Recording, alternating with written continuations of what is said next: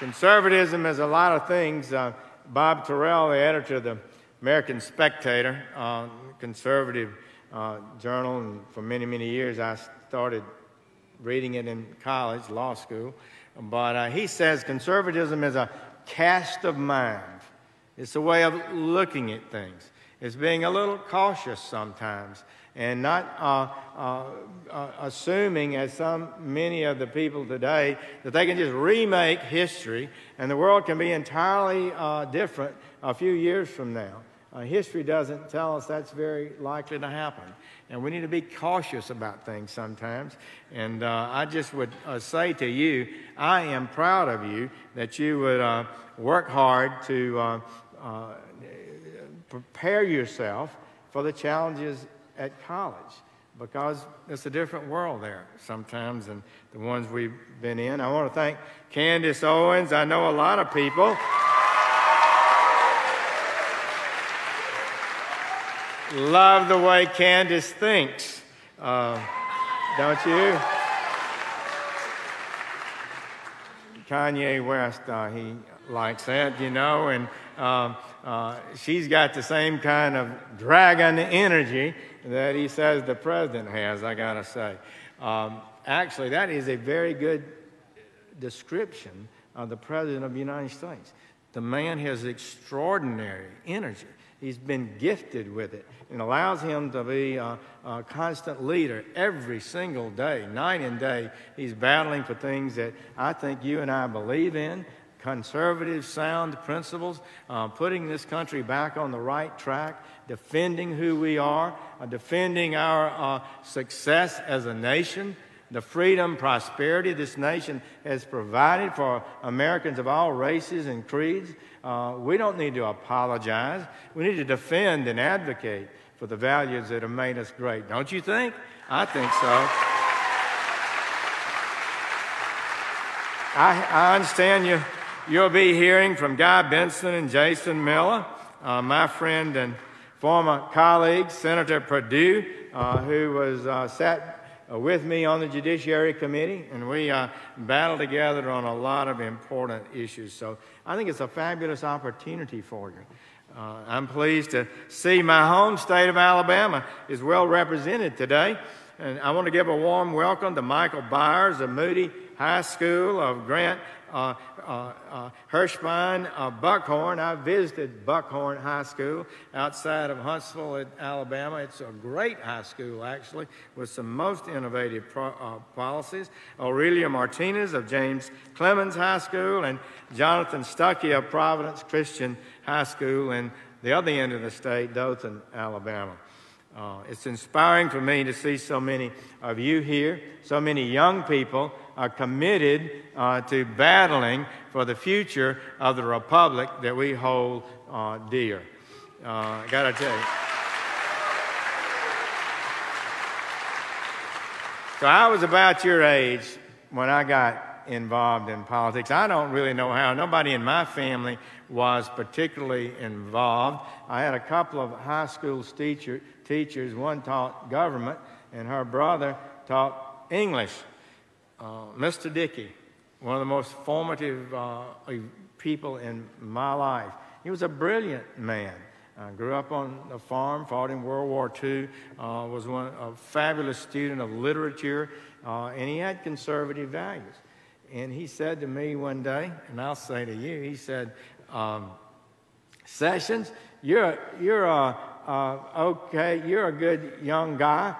You got a future ahead of you. You need to be armed before you get to college. They'll lead you astray if you don't watch it. You need to be prepared. So he encouraged me to read the Conservative National Review. Came every 2 weeks. And I scraped up my $9 and started reading it with my dictionary.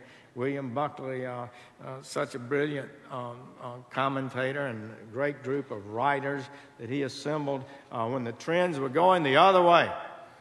The big government trends were in full force. And there was this little group of intellectuals that appealed to me and captured my imagination.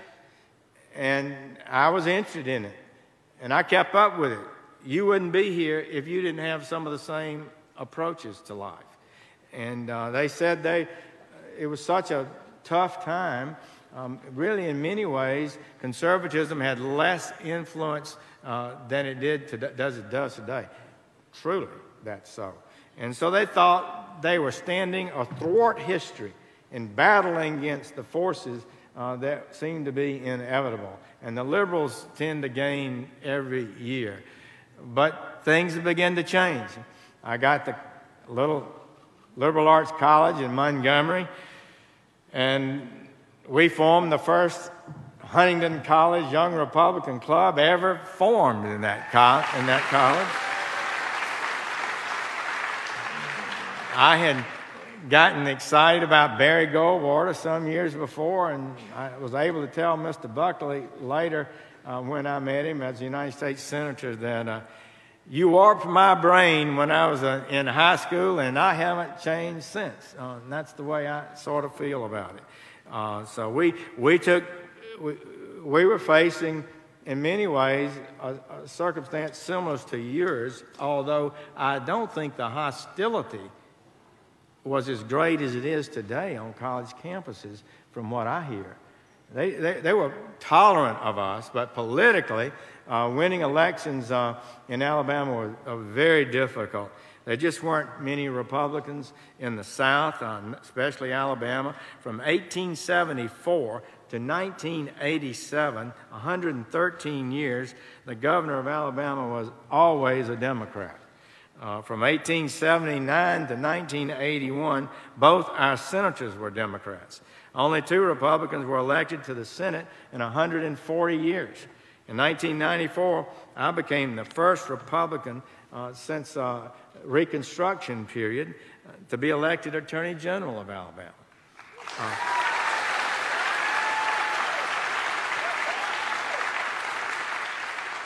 I'm telling you this. We should think about it. So you get the picture. We were outnumbered. The odds were stacked against us, but we worked hard and battled away. We campaigned. I remember campaigning for the governor,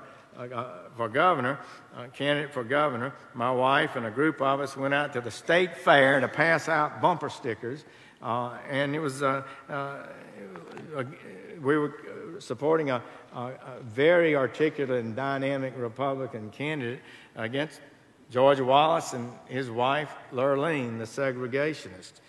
And it was, we were excited about it. We thought good things might happen, but the Wallace machine crushed the Republican Party in that election and continued to do so for a number of years.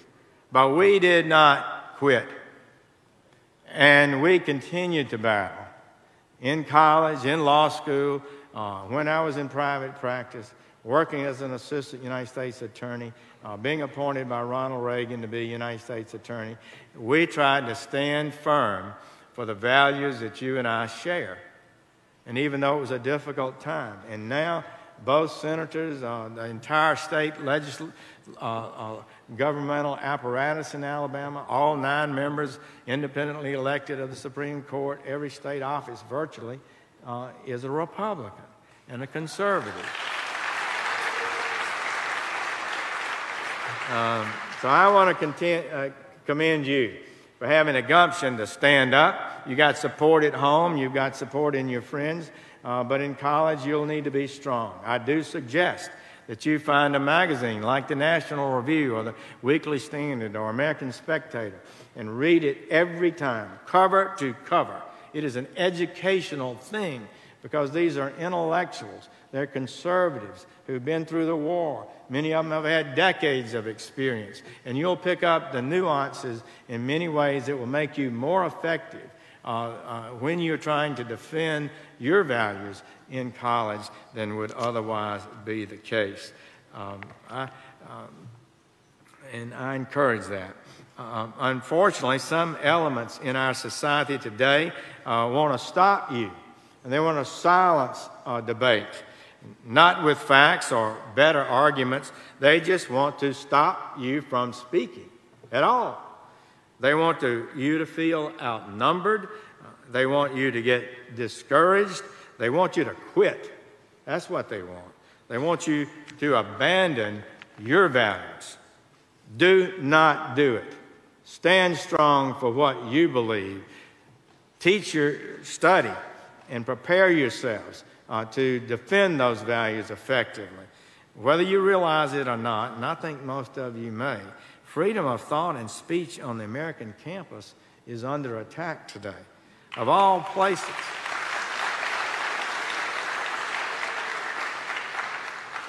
The college campus should be where debate and discussion should be appreciated, honored, but nowhere has there been more arbitrary and capricious restrictions on free speech than in the supposedly educational institutions of this country. It's amazing to me.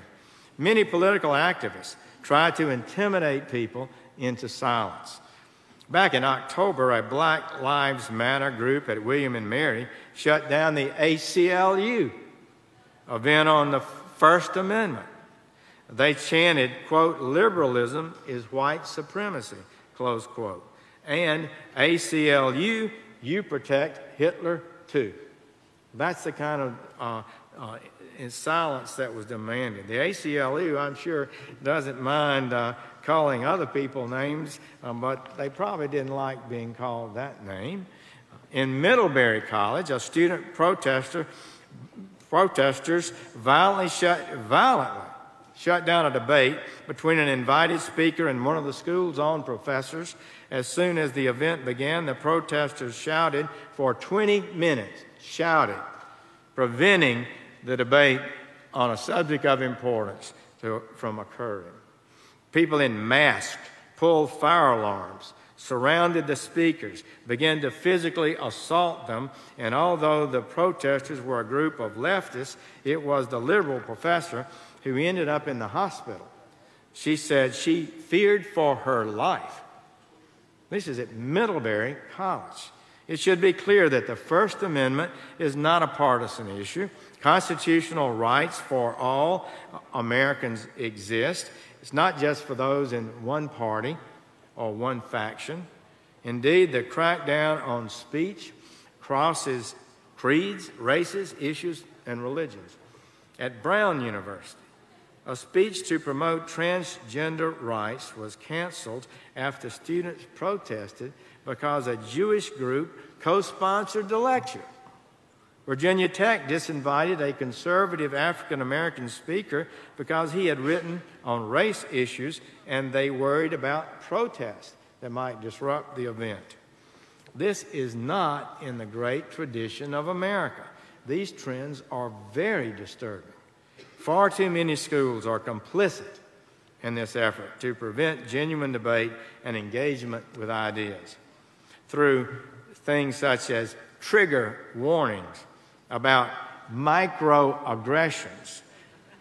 They have cry closets, safe spaces, optional exams, therapy goats, and grade inflation. Too many schools are coddling young people and actively preventing them from scrutinizing the validity of their beliefs and the issues of the day. That is the exact opposite of what we expect of our universities in this country. After the 2016 election, for example, they held a cry-in at Cornell. I hope they had plenty of tissues for them to cry on. They had therapy dogs at the University of Kansas, Play-Doh and coloring books at the great University of Michigan, for heaven's sakes. I thought that was, give me a break. Students at Tufts were encouraged to draw out their feelings. Well, I can tell this group isn't going to have Play-Doh when you get attacked in college and you're involved in a debate. You're going to stand up and defend yourselves and the values that you believe in. I like this bunch, I got to tell you. You're not going to be backing down. Go get them. Go get them. Rather than molding,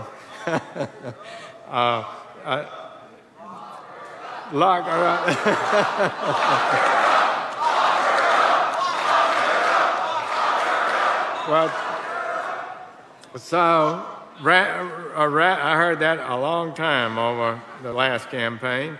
Rather than molding a generation of mature, well-informed adults, some schools are doing everything they can to create a generation of sanctimonious, sensitive, supercilious snowflakes. We're not going to have it.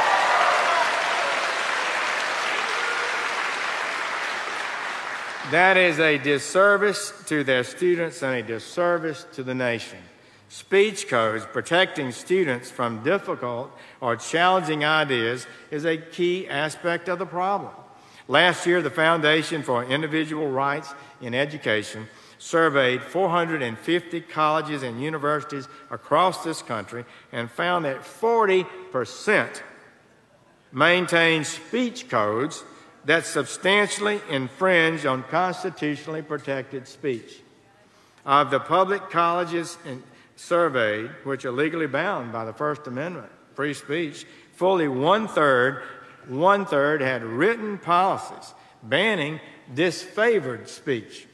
Freedom of speech is a decisive issue today. You will be involved in it. It's important, and not just for students. It's important for our society as a whole. We cannot have free and deliberative government without freedom of thought. This is the whole thing about the formation of this government. Somehow in recent years, it's come to me, the basic philosophy of our founders. They believe there is such a thing as objective truth. And they had free speech, the right to assemble and debate. They had speech on the floors of the Congress. You can't even be sued for what you say on the floor of the Congress. Their whole idea, and jury trials where you cross-examine witnesses, you get to call witnesses, and the jury sits there to what? To figure out what the truth is and to render a true and just verdict. And the same thing was supposed to happen in Congress. American people and the Congress would debate, the truth would arise, and our representatives should do the right thing. This is the whole foundation of the American Republic, if you want to know the truth. It was an entirely rejection of the autocratic, kingship-dominated system that many of them had come from. So we cannot have deliberative government without freedom of thought. We cannot have freedom of thought without freedom of religion. The father of our Constitution, James Madison, put it this way: freedom of speech is, quote, the only effectual guardian of every other right. If we cannot speak freely, we cannot exercise other rights and other rights either.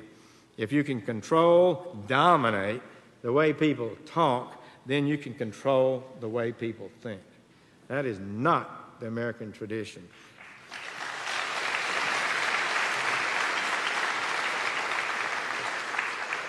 And it's not, I got to tell you, a surprise that some people want to control the way we think and talk. Our founders had a deep understanding of human nature, and they foresaw that this would be a problem, that people in power would want to block those out of power and to contain them because they didn't want criticism. They didn't want any people to challenge what they are doing. That's what officials, powerful people in government, instinctively tend to do. They think they're right, they think other people are wrong, and they don't like hearing criticism. But this is America, right? We got the right to criticize. So I would just say to you,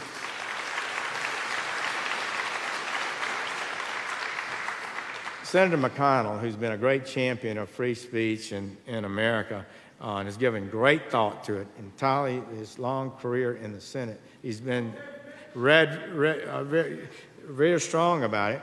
But he says the incumbents, whenever they pass a campaign bill, a finance bill, or some other bill, it always protects the incumbents. These are the people who pass it. And when the dust settles, it strengthens the incumbents. And that's not what we believe in, giving unfair advantage to people in office. So we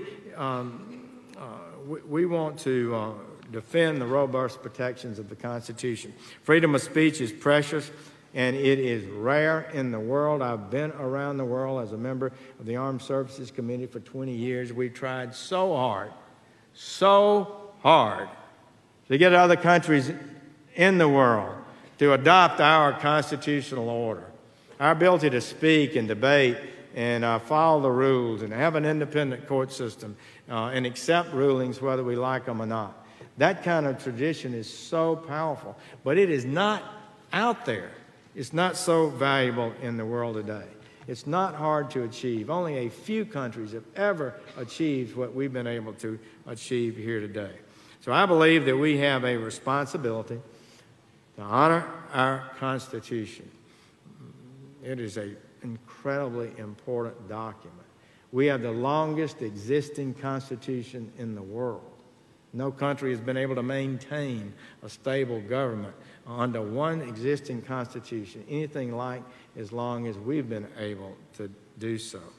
We have a responsibility to honor it, to preserve this heritage. It's a conservative thing. Friends, it's conservative to be cautious and careful, to say, my goodness, we've got this wonderful Constitution. It's protected us.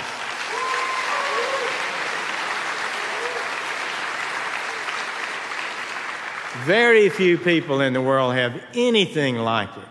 We've got to defend it and the heritage and the freedom and the prosperity it has brought for us. And I know that you'll do that. President Trump's strong leadership under it, the Department of Justice, is doing its part to protect the Republic and protecting the right of speech and debate.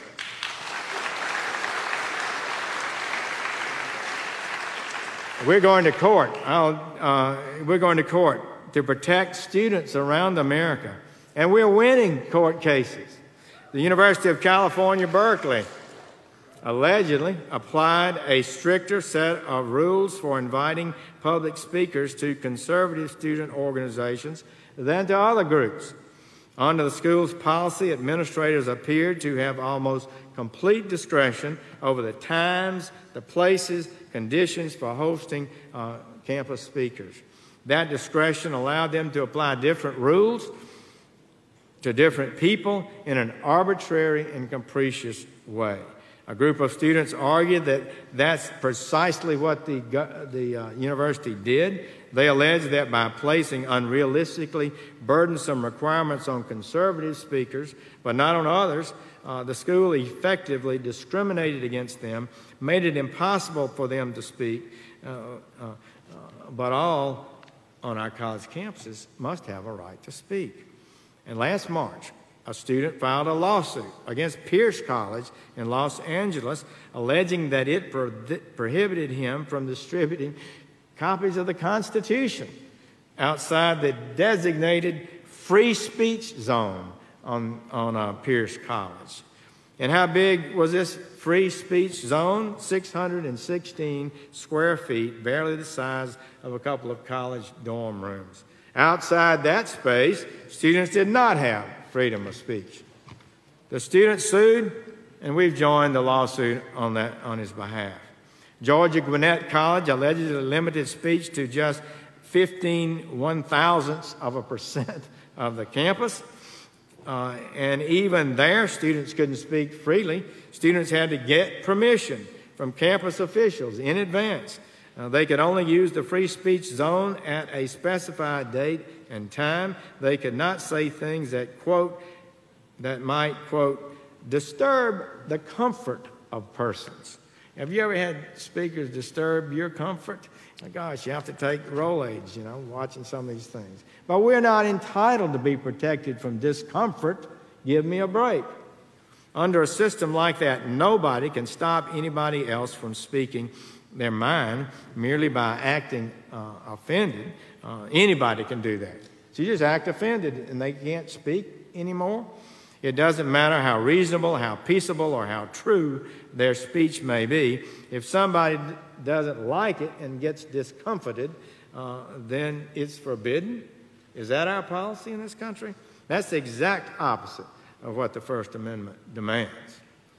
Encouraging people to act offended to drown out opinions that they don't agree with by protest is bad for the speakers and it's bad for students. In these cases, the courts have agreed with us a number of times. Attempts to dismiss 2 of these cases that I've mentioned, where we've joined in the complaints, have been denied by judges who have adopted Justice Department positions. A decision is still pending on a 3rd case.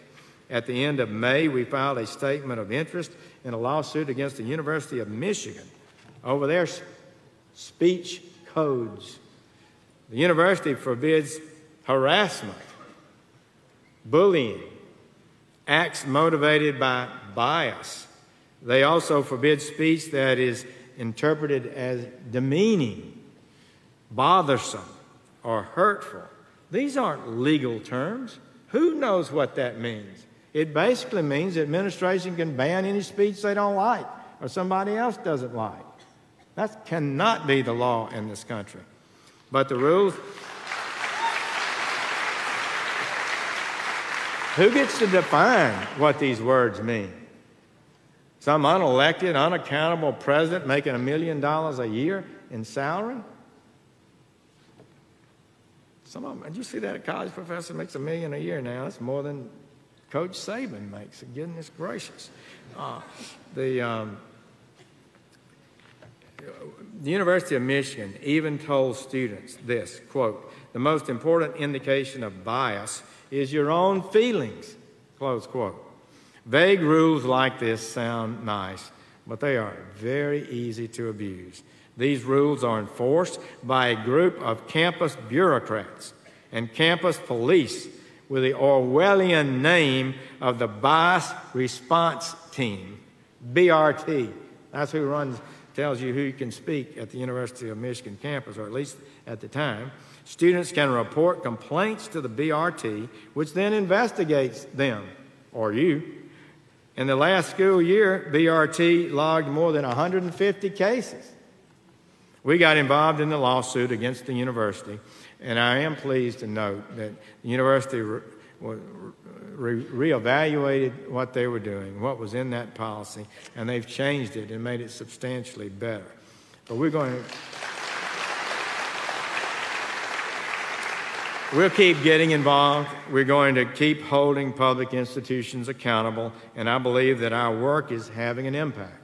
That survey I mentioned a moment ago from the Foundation for Individual Rights in Education shows that the percentage of schools with speech codes has declined since last year, from 40% to 32%. That's a pretty good trend, but it's not enough. And so we're going to continue to work to bring that number down. We have got to challenge this idea. And when boards of trustees and university leaders are confronted with the stark reality of what's being done in their name, I think we'll continue to see progress. This is not justified, what's been happening. So we're reaching a historic moment. After more than 2 centuries of defending the right to speak freely, a cadre, mostly on the hard left, as you know, has openly and systematically justified action to deny Americans the right to speak their mind. Donald Trump doesn't believe anybody can tell him how to speak. Isn't that true?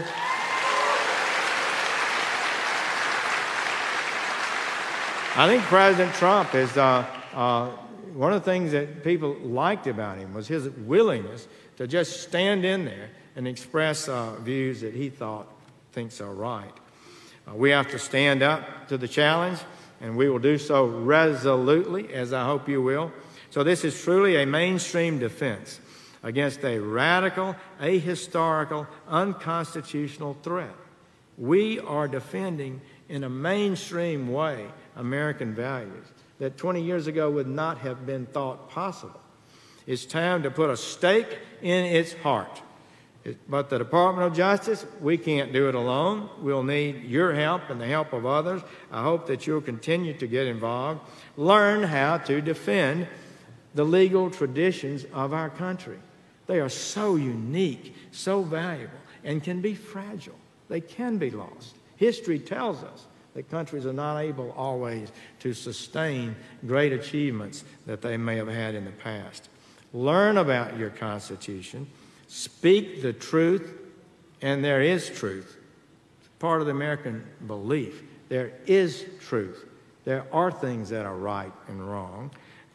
And even when it's unpopular, stand up for what you believe and lead by example.